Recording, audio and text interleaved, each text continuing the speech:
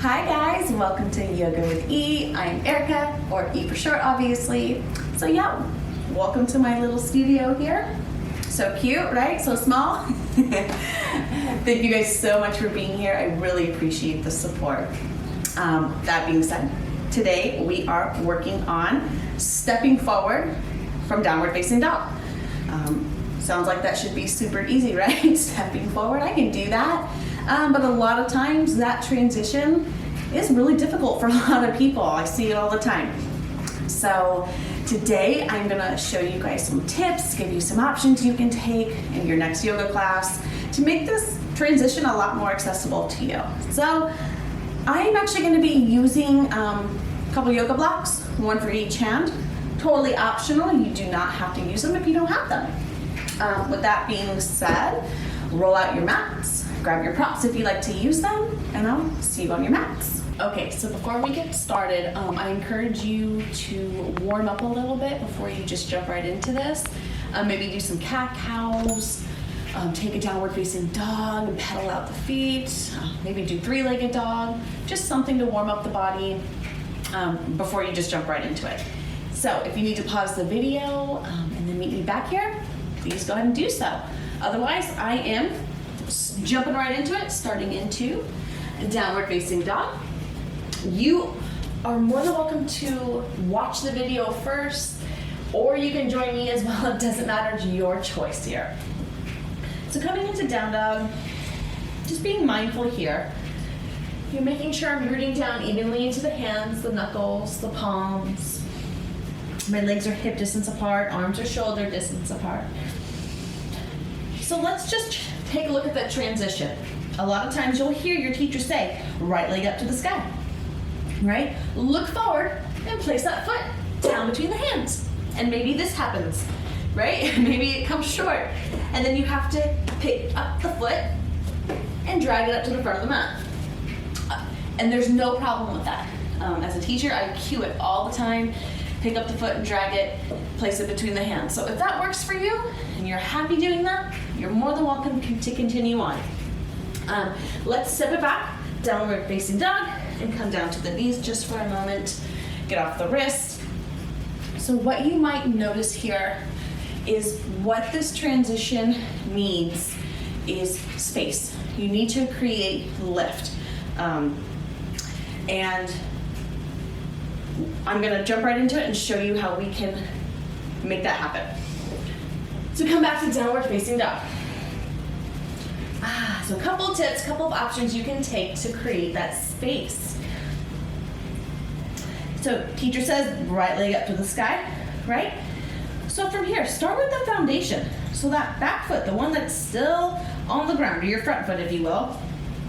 Think about coming high onto the tippy toes or the ball of the foot. Tippy toes out might hurt a little bit. So coming on up onto the ball of the foot, heels lifted up high. You might see there that I create a little bit more space, a little bit more lift, right? And then at the same time, you're gonna bend your back knee, start to push into the hands, round in the back, so rounding the spine, thinking cat pose. Shoulders coming directly over the wrist, and the knee is coming into the chest. So we're creating lift, we're creating space. Think about drawing the belly button up like you're hollowing out that area. You're hollowing out the core. Hugging the knee into the chest like you're trying to place that knee into the belly. Flex the foot like you're gonna kick a soccer ball, and then place the foot down between the hands. Woo! Wipe that sweat off your face, right? So that's a lot of work, and it is a lot of work. And it's okay if you still fall short. And if you are, so step it back, downward facing dog. If you find that you're still coming up short, that's okay. A couple things could be happening here. You could be lacking strength in the core, your hip flexors, which are right here, those funny little muscles right in front of your legs. And those are two major muscles that are, you need to use to get that foot up. And a lot of times, most people are weak in those areas. So it's no wonder why it's difficult to get the foot to the front of the mat. So maybe you're lacking core strength, hip flexor strength, maybe both. Or our bodies are all unique. We all are different shapes, different sizes. So if you have shorter arms and longer legs, that's gonna be really challenging to get to the front of the mat. So it could be, your body. Not that your body's a problem, but we're all made differently, and all these things aren't always accessible to all of us, right? So without help from props. So let's look at another way we can create space if we're weak in the core, the hip flexors, our body shapes just, stopping us from doing it. You tried everything, you tried lifting the foot, you tried bringing the knee to the chest, it's just still not working. Let's grab our blocks, okay? Big ones or small ones, whatever you have. Place them at the top of your mat, shoulder distance apart. And you can keep them here throughout your whole practice, even in a yoga class, online at home. Place your hands on top of your blocks and come into your downward facing dog.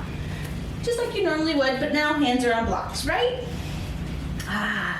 And now you realize you have a lot more space here. You have a lot more lift. And then try right leg up to the sky. Coming up high onto the ball of the foot, finding a little more space. Bending your back knee. Rounding the back, shoulders right over the wrists. Knee into the chest, to the belly, hug it in. Flex the foot and place the foot down between the hands. Ooh, you might find that worked wonders for you. A lot of my students love this option. I love it as well, especially if my wrists are acting really cranky. I'll bring my hands on blocks and keep them there the whole time. So this is a great option, and it helps you find more space and lift to get back as well. Come on down to the knees if you're still up. So that's a great tip. Get those blocks out. And if you don't have blocks, a couple of options for this one. All right, so maybe you're in class, I forgot to grab my blocks, or you're at home, I don't have them. So a couple things you can do. We'll do option number one. You come down to the knees and then step that right foot forward. So this is a great option as well if you don't have blocks. So let's step it back to downward facing dog. So another option for those who don't have blocks and know that foot doesn't come forward all the way. What you can do, so say you hear your teacher say right leg up to the sky. You're gonna take your left foot and step forward just a little bit. Step forward and then reach the right leg up to the sky. Ooh, come up high onto the ball of the foot. Bend your knee, round the back, shoulders over the wrist, knee to the chest. Flex your foot and place that foot down between the hands. And that helps create more space when you shorten your stance from down dog. So, but what I really want you to be mindful of is that back foot. You brought it in closer now. So what that's gonna do, coming into your next pose, your next standing pose, it's shortening your stance, which is could set you up for bad alignment. So what you wanna be mindful of is that back foot either wiggles or steps back to its original spot from downward facing dog. Okay, that way you are set up for the proper alignment for your next pose. And I'll demo what I mean by that. So coming back to down dog, our regular down dog. Stepping forward as that option. So you right leg to the sky, stepping the left foot forward, right leg up, bending the back knee, shoulders over the wrist, high under the tippy toes, knee into the chest, flex the foot, place it between the hands, okay? So I'm not gonna move my foot just yet, I'm gonna show you. So say we're coming into warrior two. I'm gonna drop my back heel down, all right? Cartwheeling it up and over, warrior two. Ooh, my lion mane today, right? So look what's happening. My knee is going way over my ankle. This will wreak havoc on the knee joint over time. So I'm setting myself up for a shorter stance and bad alignment. So coming back down to downward facing dog. Doing this again. This guy, step that left foot forward, right leg up, high under the tippy toes, bend the knee, shoulders over the wrist, round, knee into chest, flex the foot, place the foot down. So now, what I'm gonna do is wiggle or step my foot back to where my foot was originally in down dog, okay, before I moved up, before I stepped it up. And then, dropping my back heel down, cartwheel it up and over. Oh, all glamorous. And now you see my knees directly over my ankle, and that's the alignment we want here, okay? So, again, if you don't have those blocks and you'd like the option to step forward a little bit, you may do it. It's not my favorite transition, not my favorite option, but it works. You just have to be mindful to make that little adjustment before you come on up.